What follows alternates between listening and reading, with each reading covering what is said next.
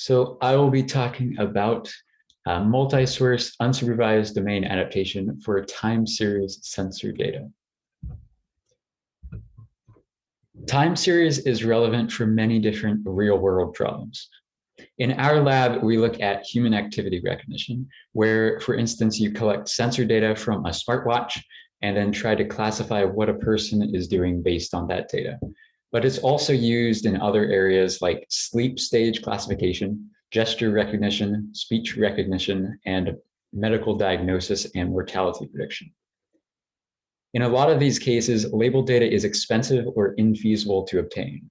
For example, with activity recognition, since interpreting and labeling raw time series data is not possible, the data annotator typically must be with the participant if you're collecting data in a lab, where the participant must label their own data. This both adds to the burden of data collection and also interrupts the activity if you're labeling during the activity, or has the possibility of memory error if you're labeling later on. This is where domain adaptation comes in. You can use transfer learning techniques such as domain adaptation to reduce your need for labeled data. Domain adaptation makes this possible by reusing labeled data from one domain to create a classifier for a different but related domain.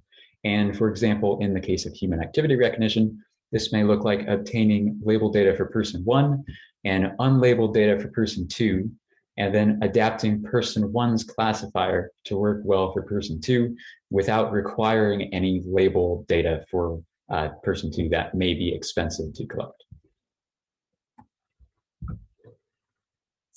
The goal of my research overall is to enhance machine learning for time series, specifically by improving time series domain adaptation performance.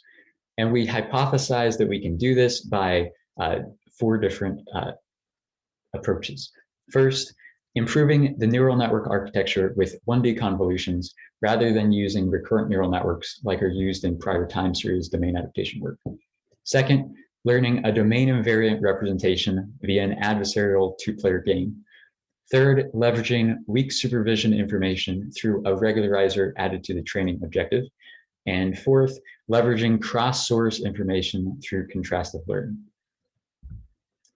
To test these hypotheses, we developed the convolutional architecture, the multi-source domain invariant learning method, a weak supervision algorithm, a contrastive learning algorithm, and additionally, because most of the existing activity recognition datasets are scripted and collected in a lab, we also collect our own dataset consisting of activities of daily living from participants' everyday lives instead of a lab setting. This figure illustrates the problems we study and also the methods we develop to solve these problems. The various problems depend on what data is available, whether you have a single source domain, multiple source domains, or also have weak supervision information. And I'll explain the differences between these in detail a bit later. Given these various problems, we then feed the available data through our training methodologies that we develop, either CODATS or CALDA. And after training, we end up with a classifier for the target domain. And the purpose of this process is to create a classifier for the target domain that performs better than if we were to just train a model on one of the source domains and apply that to the target data, totally ignoring the potential for domain differences. And through this adaptation process, we end up with a classifier that performs better for this target domain. We developed 2 different methods. The first is CODATS and the second is CALDA. For CODATS, we developed the convolutional architecture that improves over prior work and this multi-source adversarial domain invariant method, and additionally have the weak supervision regularizer. For CALDA, we build upon CODATS, but we also include the cross-source contrastive learning to leverage the cross-source label information that is present in the multiple source domains, which is something that CODATS doesn't make use of. Now that I've explained the general problem and the contributions we make, let me place domain adaptation into the broader context of transfer learning.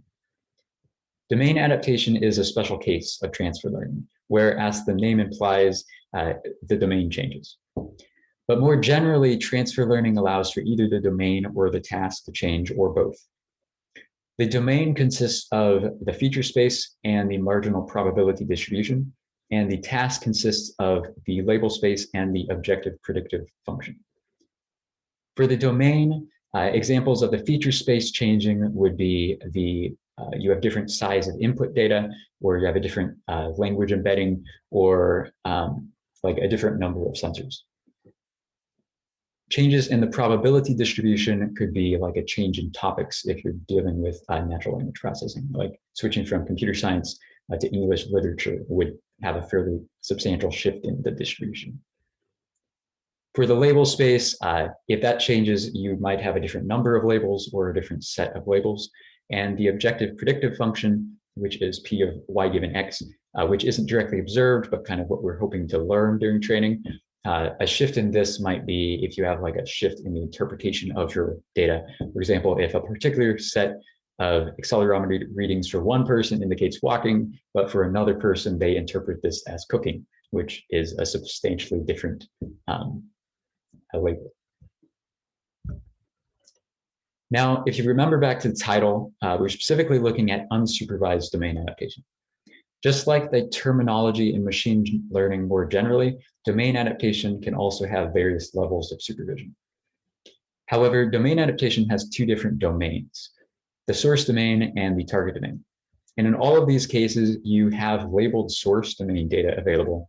And so these terms, the supervised or unsupervised, semi-supervised, and supervised, these refer to the target domain and indicate whether you have labeled or unlabeled data for the target domain. And in our case, we're looking at unsupervised domain adaptation, so we have no labels for the target domain.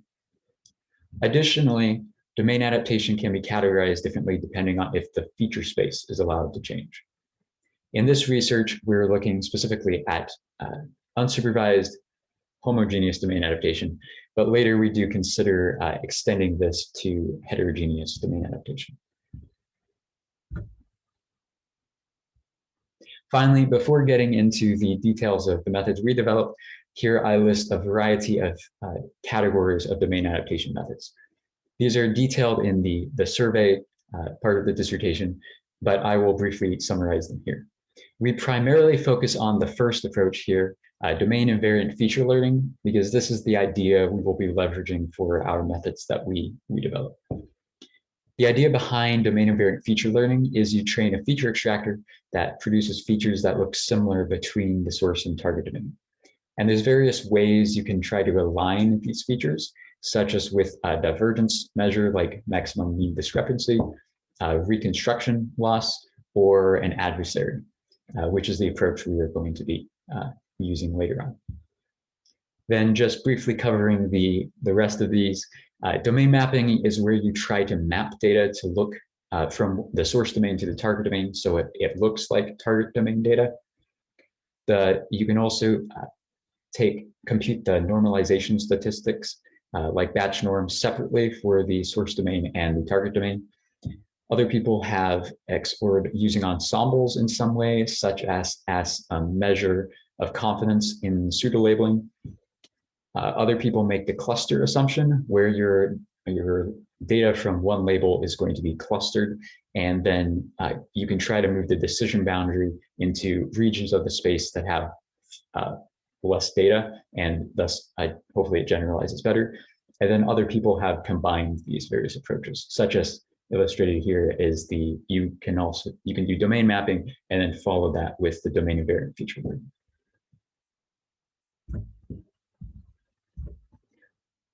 Now diving into the methods that we developed for time series. The first approach leverages adversarial domain invariance, which is one of the ideas I just mentioned. And let's first consider the three different types of problems we'll investigate, looking at the various amounts of data we have available. First, for most prior works, they investigated specifically single source domain adaptation. And this is the case where you have one source domain and one target domain. And here we have, for example, we collected some accelerometer data from person one, and this was collected while they were walking. And then for the target person, we collected some accelerometer data, but we don't actually know what they were doing at the time. We may also have data from a second person, who here we have accelerometer data while they were eating, and then we could similarly have third, fourth, etc. people. And when we have more than one person, this is the problem of multi-source domain adaptation. The third problem is where we have weak supervision, and this is where you have some additional information about the target domain that's not labels, but is some form of a weaker form of information. And in this case, label proportions. For example, a participant may be able to self-report, I slept 8 hours a day, I cooked 2 hours a day, and this is not labeling each instance of cooking or sleeping, but rather providing some higher level information about the distribution of this target data.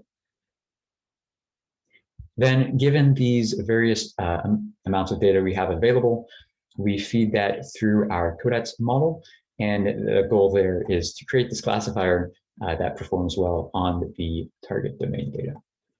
And through this training methodology, we're transferring knowledge from the other source domains and possibly the weak supervision to the target domain.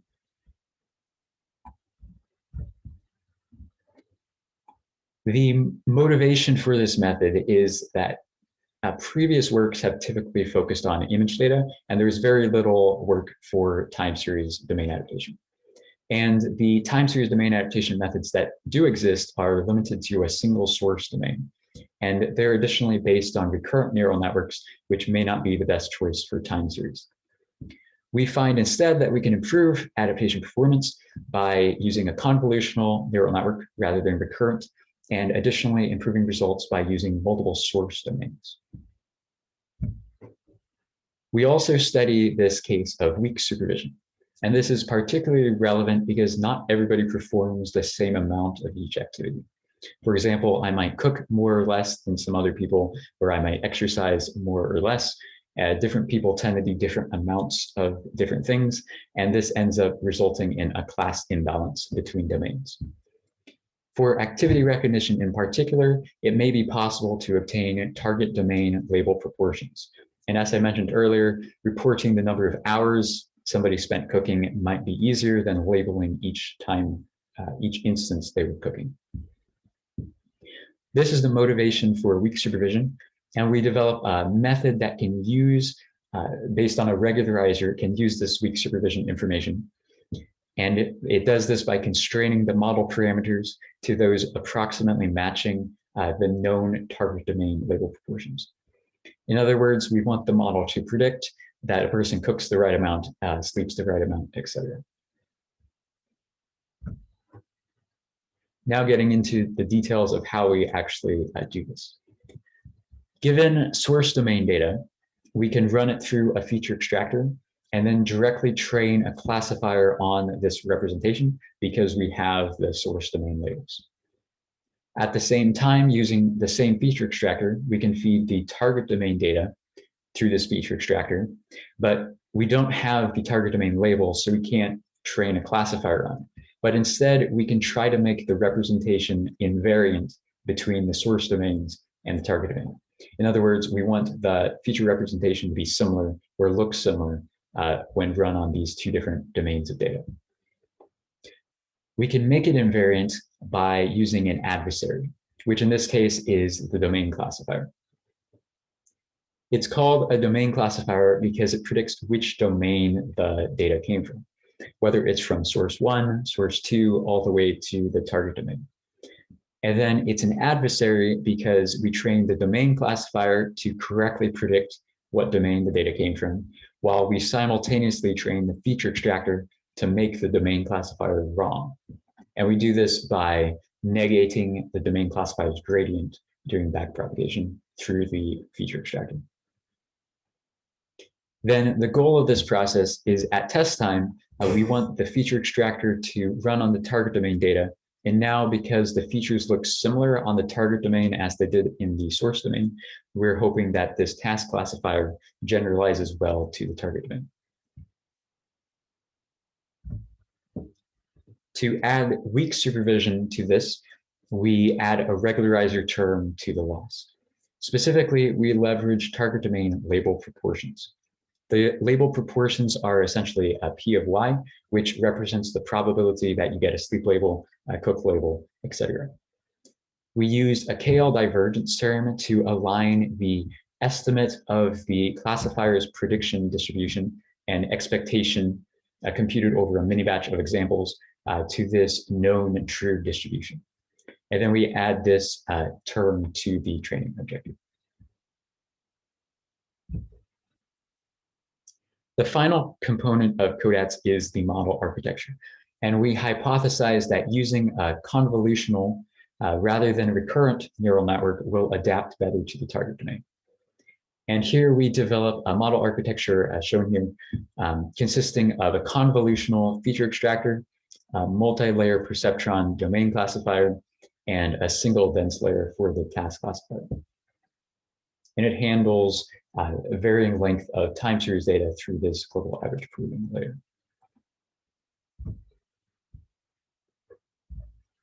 To review, up to this point, we have developed an improved convolutional architecture, an adversarial domain invariant method supporting multiple source domains, and a regularizer to leverage weak supervision information. Now we also incorporate contrastive learning into domain adaptation to better utilize the labels in the multiple source domains. Similar to CODATS, we have a feature extractor, a task classifier, and a domain classifier. And this produces a domain invariant representation similar to what we had in CODATS. However, now we additionally add a contrastive head onto this network and apply a contrastive loss to this Z representation. Using our CALDA framework, we investigate how to best incorporate this contrastive loss into multi-source domain adaptation. First, given the multiple source domains, we have choices for how to select the pairs of examples used in contrastive learning. Second, most prior domain adaptation methods that have used contrastive learning pseudo-label the target domain, in essence, feeding the target examples through the task classifier and then assuming those predictions are correct, which likely is not the case. So we have the choice here of whether or not to include those pseudo-labels. And then our third choice here is intuitively, it may be beneficial to select the examples that are more challenging and use those as the pairs in contrastive learning rather than randomly selecting these pairs. Now I'll explain how contrastive learning works in more detail and also more clearly illustrate this within versus cross versus any source for this first design choice. Contrastive learning involves pairs of examples. We select a query example, and then we select a positive example that is defined as having the same label as the query. We also select a negative example, which is defined as having a different label than the query. And then in the loss, we try to pull the query and the positive closer together since they have the same label. And we try to push apart the query and the negative example since they have different labels. And this figure illustrates how we select those positives and negatives, where for illustrative purposes, we represent this as a 2-dimensional space instead of the 128-dimensional space in the actual one. Given multiple domains, here source 1 and source 2, we now have multiple options for how we can select these positives and negatives. In the within source case shown in red, we select a positive example and a negative example, both from the same domain as the query. Here, both of these are from source 1. In the cross source case shown in blue, we select the positive from a different domain, here source 2, and we select the negative from a different domain, here source 2 as well. We hypothesize that by selecting cross-source examples, we can learn a more transferable representation to the target domain because it can differentiate which aspects of the data relate to the label, which is what we care about, versus the domain, which is what we are trying to be invariant to. And using our CALDA framework, we compare both of these different options. Now I'll describe the data sets we're going to use to empirically test all of these different methods. We include two different UCI human activity recognition data sets. The second one is similar to the first, but has more heterogeneity in terms of having data with multiple sampling rates, different cell phone manufacturers and models. We also include a gesture recognition data set, and we have two wisdom data sets. The AR data set is scripted activities performed in a lab, and the AT data set is activities performed outside of a lab, but in both cases, these are motion-based activities. Finally, we also have two electromyography data sets, which are essentially hand gestures, but rather than recording accelerometer and gyroscope data, you're recording electrical signals in the arm or wrist. We additionally collect our own more challenging activity recognition data set.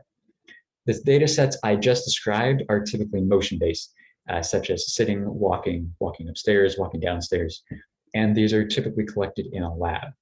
Instead, we include more complex activities, activities of daily living, such as hygiene, cook, and exercise. And we have collected these on smartwatches during participants' everyday lives. We collected data during 2 different weeks, 1 week and then a second week 1 month later. We had 15 total participants.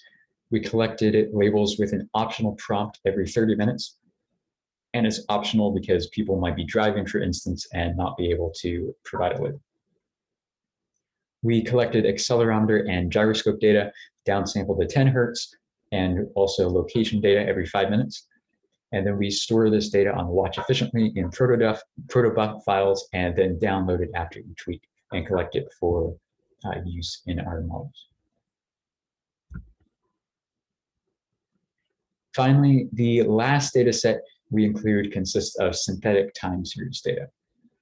The synthetic time series data are generated by summing 2 different sine waves of different frequencies for each domain and class label, drawn from 2D multivariate normal distributions.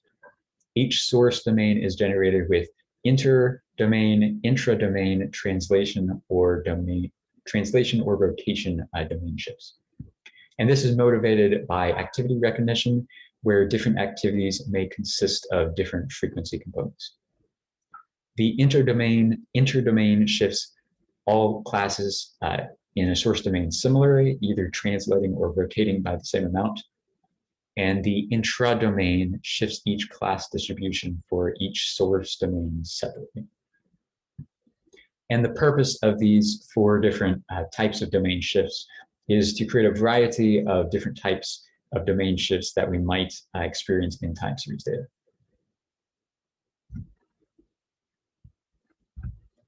So now looking at the results, we start with the CODATS results. And here we start with the single source CODATS results. Shown here are the average accuracy and standard deviation over 3 random initializations for each of 10 random adaptation problems in each of these data sets, adapting from one person to another person. In these single source results, we compare CODATS with no adaptation, and we see that using adaptation improves performance. We also compare CODATS with the prior works RDAN and VRATA, which were based on recurrent neural networks, and we can see the large improvement from using our convolutional model architecture. Then for weak supervision, recall that weak supervision capitalizes on the difference in class balance between the source domains and the target domain. All of these data sets, except for Wisdom AR, are relatively balanced. But Wisdom AR has a very high class imbalance between domains. And so on this data set, we can see the benefit of weak supervision. And here comparing CODATS weak supervision with CODATS, we can see that we get roughly a 6% increase in accuracy by using this target domain weak supervision information. The previous slide was about single source CODATS, and now this slide is about what happens if we extend that to support multiple source domains in our method, and the results or the benefit from using more source domain data. The left side of each figure represents the single source domain, and the right side of each figure represents almost as many source domains as we have in the dataset. We observe improvements in CODATS shown in blue by using additional source domains, but note that the gap between no adaptation and CODATS is greatest when there are relatively few domains. In other words, using unlabeled data for adaptation has diminishing returns given additional source domain information that adequately covers the space, how people perform activities or gestures. Then the orange curve shows the CODATS weak supervision results. And on the first three plots, which are balanced, we don't see much of a difference between CODATS and CODATS WS. But then on the Wisdom AR dataset, which has a large class imbalance, we see across the different numbers of source domains, a further large increase in performance by using that weak supervision information. So overall, we find that CODATS yields an improvement by both using multiple source domains and also a further improvement if we additionally have that weak supervision information available. That was all of the results for the CODATS method. Now, moving on to the CALDA method, which builds upon the CODATS method. We had the three different design decisions that we had, and this slide summarizes our choices for these. And then I'll follow this with the actual results of the CALDA method. First, we exclude pseudo-labeling since it is significantly worse on the real-world datasets. Then we include CALDA any and CALDA cross-source because we found that these variations, which leverage the cross-source information, significantly improve on the synthetic datasets, and also they improve on the real-world datasets. It wasn't large enough to be statistically significant. And then finally, we also found that sometimes hard sampling works best and sometimes random sampling works best, depending on the data. And so we include both of these in the subsequent slides. And note that throughout these results, CALDA XS refers to the cross-source version, CALDA in refers to within source, CALDA any refers to any source, and the R and H following each of these refers to whether we use random or hard sampling.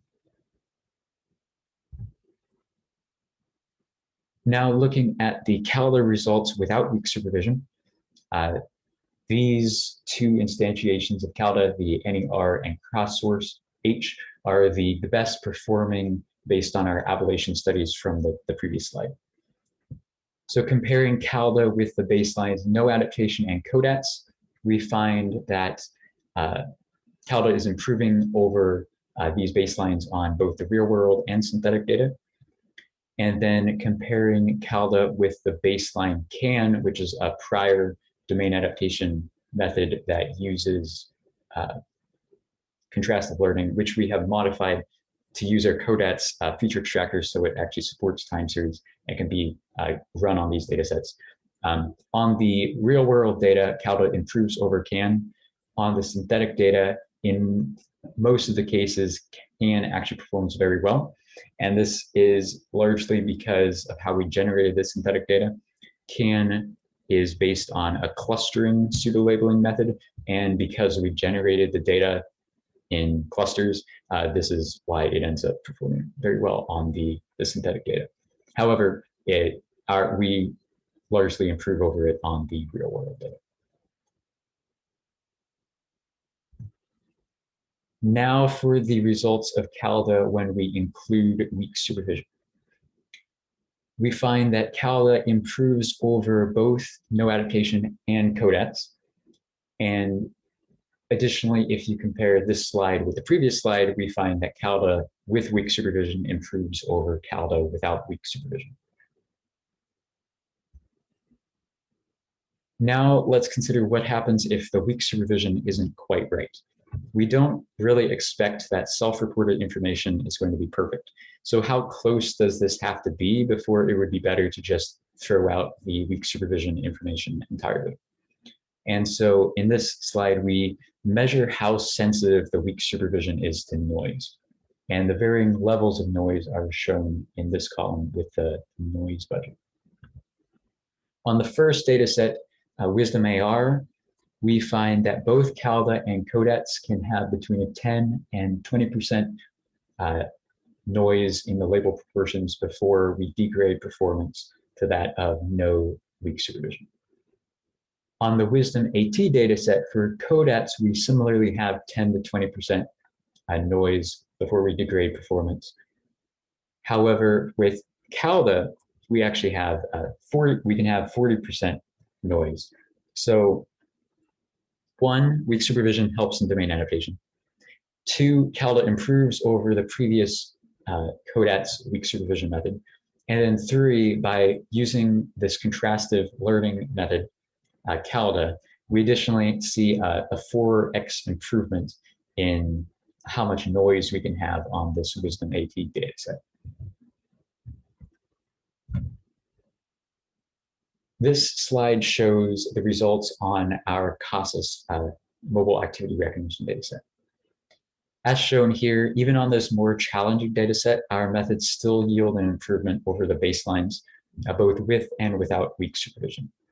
However, the maximum accuracy in these tables is 55% without weak supervision and 57% with weak supervision. And this level of performance is not optimal. So this data set points to the need for future time series domain adaptation work.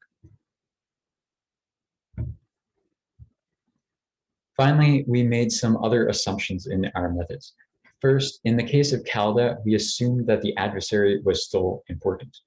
An alternative to this would be to throw out the adversary and only use contrastive learning for adaptation. So we tested this to verify this assumption, and we found that it is, in fact, significantly better to keep the adversary, and that drastically improves the adaptation performance. Second, in all of these domain adaptation approaches, we've been assuming that the unlabeled target domain data is useful. And here we test this by performing domain invariance and contrastive learning only using the source domains and totally excluding the unlabeled target domain. And we found that the unlabeled target domain data was, using this unlabeled target domain data was significantly better on the real world data sets than excluding that. And additionally, because this problem is also known as domain generalization, we include a few other domain generalization methods that we have modified to support time series, and we find that CALDA improves over these alternatives as well.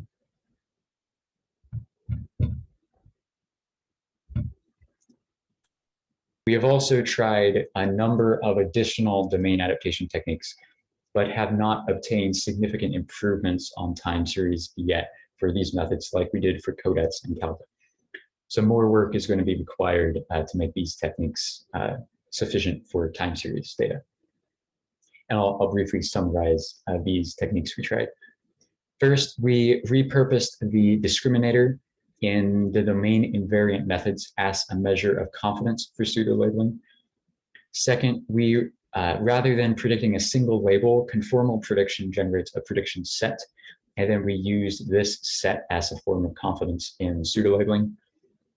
Third, we incorporated a time series inductive bias into contrastive learning by weighting by the distance in the dynamic time warp in space. Fourth, we measured the maximum disagreement of the model's predictions in the target domain while still measuring domain invariance, which provides a measure of risk. Fifth, we used the domain invariance idea for multiple modalities to incorporate knowledge across modalities for imputation. We extended CODATS to support adaptation across different feature sets, heterogeneous feature sets, by using a separate feature extractor for each domain. We incorporated an alternative hard sampling method in the CALDA for improved negative pair selection. And then finally, we also incorporated an alternative domain adaptation approaches in the CODATS, such as domain mapping and optimal transport. However, in all of these cases, we saw some improvements on the DTW method improved on one of the data sets, but on the other data set, I tried it on, it didn't. So across these various methods, we've not yet obtained significant improvements. So we're going to have to do more work on these techniques for time series. So to summarize, recall the various contributions we have discussed so far. First, we improved domain adaptation by using a 1D convolutional model rather than a recurrent model like used in prior work. Second, we improved performance by extending domain adversarial domain invariants to support multiple source domains. Third, we leveraged weak supervision through a KL divergence regularizer. Fourth, we leveraged cross-source information through contrastive learning. And finally, we collected a challenging activity recognition dataset that demonstrates the need for future time series domain adaptation work. Looking forward, it would be beneficial to develop domain adaptation approaches for other learning algorithms, such as random forests, since in other contexts, different types of models might work better. And in our lab, we have smartwatch and smart home data. It would be interesting to develop heterogeneous adaptation methods that support adapting between these different types of data. And finally, we could further refine our methods by developing additional forms of weak supervision and more sophisticated or larger models, data augmentation compatible with time series, pseudo-labeling techniques viable for these large domain gaps observed in time series, or incorporating additional ideas from image-based domain adaptations such as self-ensembling. Last of all, here's a list of the publications, both those included in the dissertation and then the robotics papers from the RAS project. Are there any questions or comments?